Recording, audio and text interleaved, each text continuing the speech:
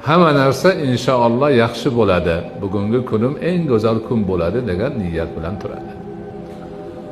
Bunga dalil shuki, Rasul akram alayhisolatu vassalom fa'lul hasan, ya'niki yaxshi niyatni yoqtirar edilar. Shum niyatlikni mutlaqo yoqtirmasdilar. Hadis sharif.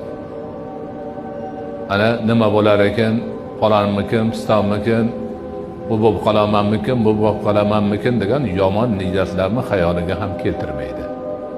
Faqat yaxshilik, faqat yaxshi umidvorlik ma'nosini o'zida mujassam qilgan holda mo'min banda o'rnidan turadi. Doimiy ravishda shundoq bo'lib yurish kerak. Hamma narsani yaxshilikka yo'yish kerak.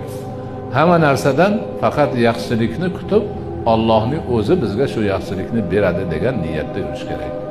Shum niyatlik qilish, yomon narsalarni o'ylash, u bo'lib qolarmikin, bu bo'lib qolarmikin deyish insonning ruhiyatini tushiradi, o'zini demak dadilligini yo'qotadi, hadiksiraydigan, har qadamida nima yomon niyat uni chulg'ab oladigan holat bo'ladi. Unaqa odamning ishi mutlaqo yurishmaydi.